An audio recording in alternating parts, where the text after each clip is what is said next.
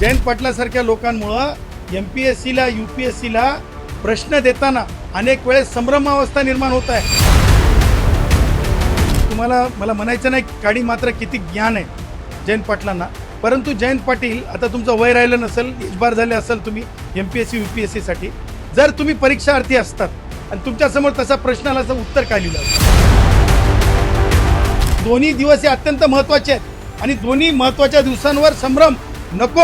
आणि म्हणून मला असं म्हणायचं आहे की साहित्यिकांनी उगाच काहीतरी भिडे गुरुजींना विरोध म्हणून लोचा करत बसू नये आणि राजकारणी सुद्धा त्या भानगडीत पडू.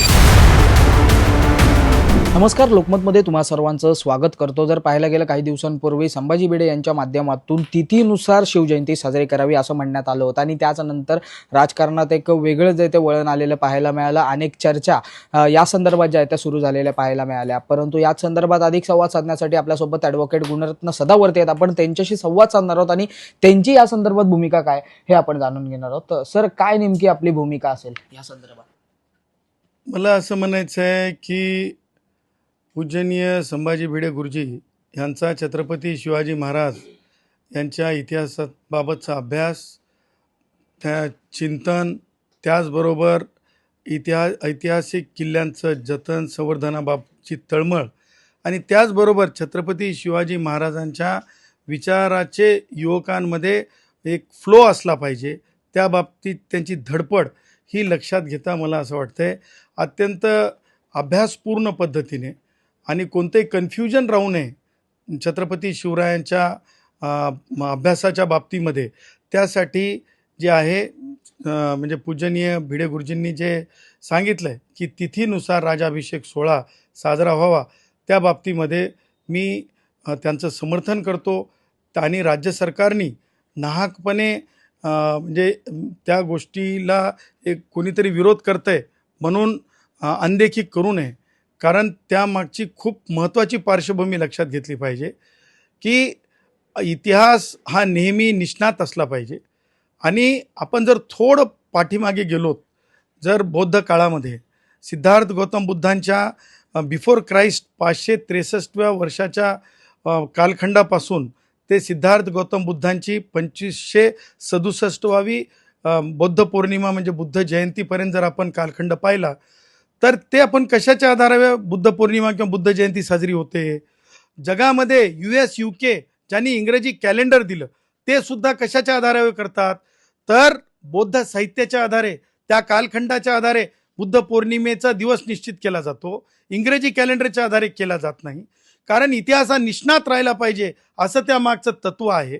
आणि त्यामुळं आपण जर म्हणजे निष्णातपणाचा जर धागा धरला तर आपण त्या दुसऱ्या बाजूला आपण बघितलं, जर समजा एका बाजूला तिथी आहे आणि दुसऱ्या बाजूला इंग्रजी कॅलेंडरची तारीख आहे, तर एखादा विद्यार्थी MPSCचा असेल किंवा इतिहासाचा अभ्यासक असेल, संशोधक असेल आणि MPSC UPSCनं प्रश्न विचारला की राजाभिषेक सोहळा दिनाची तारीख आणि वर्ष, तर त्यावेळेस मला असं वाटतंय की विद्यार्थी हा म्हणजे कन्फ्युजन स्टेटसमध्ये जातो.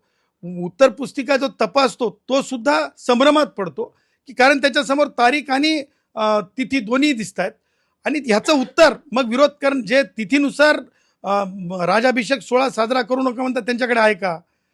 मला सांगा, जयंत पाटील असं म्हणतात की इतिहास मोडीत काढला, मोडीत काढत आहेत भिडे गुरुजी. मला त्यांना प्रतिप्रश्न आहे, तुम्ही जर, मला माहिती नाही तुम्ही म्हणजे तुम्हाला मला म्हणायचं नाही काडी मात्र किती ज्ञान आहे जयंत पाटलांना, परंतु जयंत पाटील आता तुमचं वय राहिलं नसेल, इजबार झाले असेल तुम्ही MPSC UPSCसाठी. जर तुम्ही परीक्षार्थी असतात आणि तुमच्यासमोर तसा प्रश्न आला तर उत्तर काय लिहिलं असतं तुम्ही? कारण दोन्ही गोष्टी तर सत्यच आहेत. मला हे सांगायचं आहे जयंत पाटलांना आणि जे साहित्यिक आहेत त्या साहित्यिकांना की निष्णात इतिहास राहू द्या, म्हणजे एअरटाईट राहू द्या. ह्या जयंत पाटलासारख्या लोकांमुळं MPSCला UPSCला प्रश्न देताना अनेक वेळेस संभ्रमावस्था निर्माण होत आहे. म्हणजे छत्रपती शिवरायांच्या बाबतीतला इतिहास वरले प्रश्न MPSC UPSCमध्ये कमी काय येतात? तर जयंती दिन मग कोणता, मग तिथीनुसार की इंग्रजी कॅलेंडरनुसार, राजाभिषेक दिन कोणता? कारण दोन्ही दिवस हे अत्यंत महत्त्वाचे आहेत आणि दोन्ही महत्त्वाच्या दिवसांवर संभ्रम नको. आणि म्हणून मला असं म्हणायचं आहे की साहित्यिकांनी उगाच काहीतरी भिडे गुरुजींना विरोध म्हणून लोचा करत बसू नये आणि राजकारणी सुद्धा त्या भानगडीत पडू नये. कुठेतरी असं वाटतं का की ही म्हणजे जी दुसरी आता ही तिथीनुसार जी साजरी केली नाही जात ती शिवजयंती, म्हणजे आता जी येणारी शिवजयंती आहे ती पूर्णपणे बरखास्त करण्यात यावी अशी त्यांची मागणी आहे. आणि ती जयंती जर पाहायला गेलं तर रायगडावर संभाजी महाराज करतात, त्यामुळे कुठेतरी त्यांच्यामध्ये कुठेतरी वाद आहे, त्यामुळे हा संपूर्ण मुद्दा उपस्थित केला असं वाटतं आपल्याला.